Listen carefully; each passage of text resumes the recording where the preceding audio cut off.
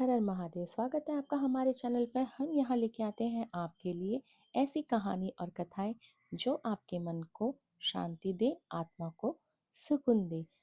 आज हम सुनेंगे शिव महापुराण के श्री रुद्र संहिता के द्वितीय खंड का 36वां अध्याय, श्री हरि और वीरभद्र का युद्ध।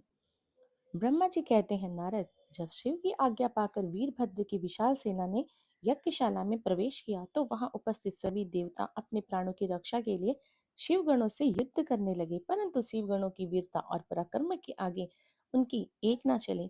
सारे देवता पराजित होकर वहां से भागने लगे। तब इंद्र आदि लोकपाल युद्ध के लिए आगे आए। उन्होंने गुरुदेव बृहस्पति जी को नमस्कार कर उनसे विजय के विषय में पूछा। उन्होंने कहा, गुरुदेव बृहस्पति, हम जानना चाहते हैं कि हमारी विजय कैसे होगी। उनकी यह बात सुनकर बृहस्पति जी बोले, हे इंद्र, समस्त कर्मों का फल देने वाले तो ईश्वर हैं। सभी को अपनी करने का फल अवश्य भुगतना पड़ता है। जो ईश्वर के अस्तित्व को जानकर और समझकर उनकी शरण में आकर अच्छे कर्म करता है, उसी को उसके सत्कर्मों का फल मिलता है, परंतु जो ईश्वर की आज्ञा के विरुद्ध कार्य करता है वह ईश्वरद्रोही कहलाता है और उसे किसी भी अच्छे फल की प्राप्ति नहीं होती। उन परम पुण्य भगवान शिव के स्वरूप को जानना अत्यंत कठिन है। वे सिर्फ अपने भक्तों के ही अधीन है, इसलिए उन्हें भक्तवत्सल भी कहा जाता है। भक्ति और ईश्वर सत्ता में विश्वास ना रखने वाले मनुष्य यदि वेदों का 10,000 बार भी अध्ययन कर ले तो भी भगवान शिव के स्वरूप को भली भांति नहीं जान पाएंगे। भगवान शिव के शांत, निर्विकार एवं उत्तम दृष्टि से ध्यान करने एवं उनकी उपासना करने से ही शिव तत्व की प्राप्ति होती है। तुम उन करुणा निधान भगवान महेश्वर की अवहेलना करने वाले उस मूर्ख दक्ष के निमंत्रण पर यहाँ इस यज्ञ में भाग लेने आ गए हो। भगवान शिव की पत्नी देवी सती का भी इस यज्ञ में घोर अपमान हुआ है। उन्होंने इसी यज्ञ में अपने प्राणों की आहुति दे दी है। इसी कारण भगवान शंकर ने रुष्ट होकर इस यज्ञ का विध्वंस करने के लिए वीरभद्र के नेतृत्व में अपने शिव गणों को भेजा है। अब इस यज्ञ का विनाश को रोक पाना किसी के वश में नहीं। अब चाहकर भी तुम लोग कुछ नहीं कर सकते। बृहस्पति जी के ये वचन सुनकर इंद्र सहित अन्य देवता चिंता में पड़ गए। सभी वीरभद्र और अन्य शिवगण उनके निकट पहुंच गए। वहां वीरभद्र ने उन सभी को बहुत डांटा और फटकारा। गुस्से से वीरभद्र ने इंद्र सहित सभी देवताओं पर अपने तीखे बाणों से प्रहार करना शुरू कर दिया।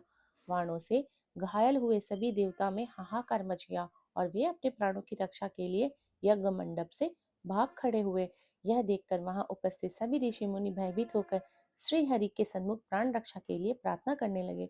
तब मैं और विष्णु वीरभद्र से युद्ध करने के लिए उनके पास गए। हमें देखकर वीरभद्र, जो पहले से ही क्रोधित थे, हम सबको डांटने लगे। उनके कठोर वचनों को सुनकर विष्णु जी मुस्कुराते हुए बोले, हे शिव भक्त वीर, मैं भी भगवान शिव का ही भक्त हूँ। उनसे मेरी अपार श्रद्धा है। मैं भी उन्हीं का सेवक हूँ, परंतु दक्ष अज्ञानी और मूर्ख है। यह सिर्फ कर्म कांडों में ही विश्वास रखता है। जिस प्रकार महेश्वर भगवान अपने भक्तों के ही अधीन है, उसी प्रकार मैं भी अपने भक्तों के ही अधीन हूँ। दक्ष मेरा अनन्य भक्त है।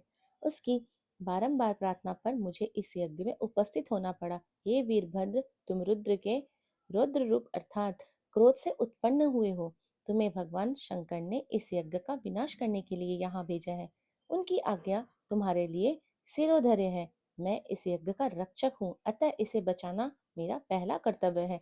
इसलिए तुम भी अपना कर्तव्य निभाओ और मैं भी अपना कर्तव्य निभाता हूँ। हम दोनों को ही अपने उत्तरदायित्व की रक्षा के लिए आपस में युद्ध करना पड़ेगा। भगवान विष्णु के वचन सुनकर वीरभद्र हंसकर बोला कि आप मेरे परमेश्वर भगवान शिव के भक्त हैं। यह जानकर मुझे बहुत प्रसन्नता हुई।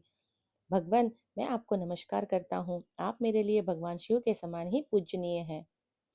मैं आपका आदर करता हूँ, परंतु शिव की आज्ञा के अनुसार मुझे इस यज्ञ का विनाश करना है। यह मेरा कर्तव्य है। यज्ञ का रक्षक होने के नाते इसे बचाना आपका उत्तरदायित्व है। अतः हम दोनों को ही अपना अपना कार्य करना है। तब श्रीहरि और वीरभद्र दोनों ही युद्ध के लिए तैयार हो गए। अंत में वीरभद्र ने भगवान विष्णु के सुदर्शन चक्र को जड़ कर दिया। उनके धनुष के 3 टुकड़े कर दिए। वीरभद्र विष्णु जी पर भारी पड़ रहे थे। तब उन्होंने वहां से अंतर्ध्यान होने का विचार किया। सभी देवता व ऋषिगण यह समझ चुके थे कि यह जो कुछ भी हो रहा है वह देवी सती के प्रति अन्याय और शिव जी के अपमान का ही परिणाम है। इस संकट की घड़ी में उनकी कोई रक्षा नहीं कर सकता। तब वे देवताओं और ऋषिगण शिव जी के स्मरण करते हुए अपने अपने लोक को चले गए। मैं भी दुखी मन से अपने सत्य लोक को चला आया। उस यज्ञ स्थल पर बहुत उपद्रव हुआ। वीरभद्र और महाकाली ने अनेकों मुनियों एवं देवताओं को परिताड़ित कर उनका वध कर दिया। भृंगु, पूषा और भंग नामक देवताओं को उनकी करनी का फल देते हुए उन्हें पृथ्वी पर फेंक दिया। इस पावन कथा को सुनने के लिए आपका धन्यवाद। आशा है कि इसमें आपको शांति और दिव्यता का अनुभव हुआ होगा। आपके ऊपर हमेशा महादेव की कृपा बनी रहे। आप अगर चाहते हैं शिव महापुराण का 38वां अध्याय सुनना, तो चैनल को लाइक और सब्सक्राइब करना तो बिल्कुल भी ना भूलें। और कमेंट में हर हर महादेव तो लिखना बिल्कुल भी ना भूलें। हर हर महादेव। जय भोलेनाथ।